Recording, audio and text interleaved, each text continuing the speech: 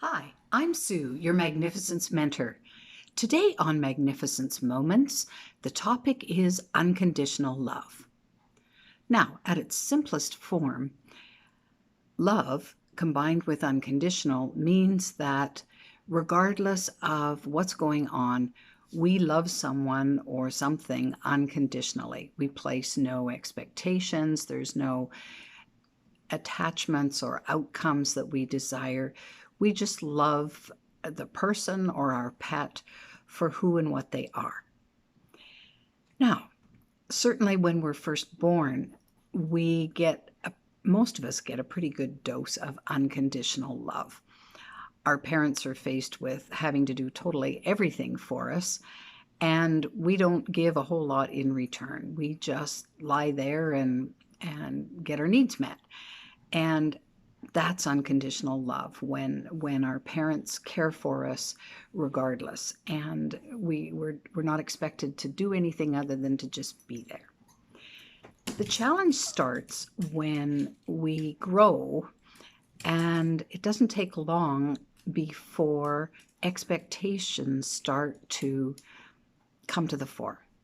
And of course, it's a natural process where our parents and others in control will want us to become well-behaved, solid citizens, all the rest of it.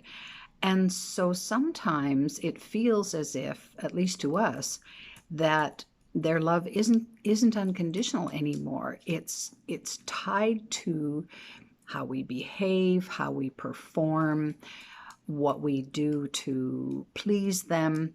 Those are all those kinds of scenarios that kind of leak in, and we may assume, oh, well, they won't love me if I don't do this or say this or be this way. And that has a tendency to really tug on our self-esteem and how we feel about ourselves.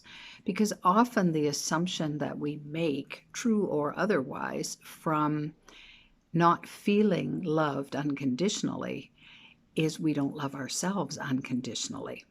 We're very quick to condemn, and we're very slow to forgive ourselves.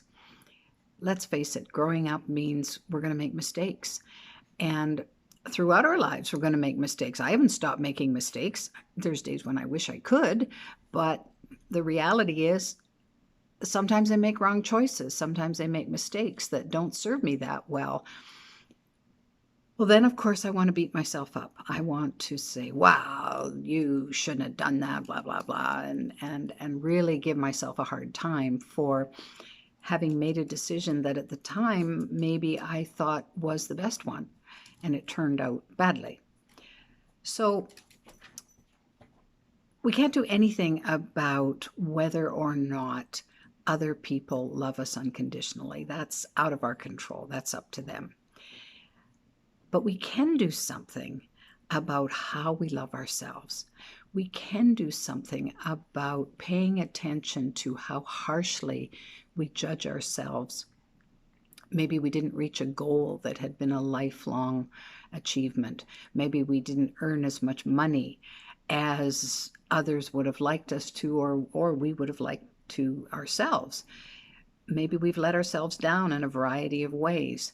But that doesn't mean you can't love yourself unconditionally, because you're more than that. You're more than a series of actions, a series of decisions throughout your life. And it's possible to take a clear look at you and decide, wow, I'm a great person. Because in the journey to magnificence, that's what needs to happen. We need to stop judging ourselves so harshly. We need to learn to forgive for whatever mistakes we might have made, and then start again, all the while believing in ourselves and realizing that we are worthy of unconditional love. Because of course that's what God in the universe does, is love us unconditionally, no matter what, no matter our behavior, no matter our mistakes. We are fully loved. And of course, that love makes us magnificent.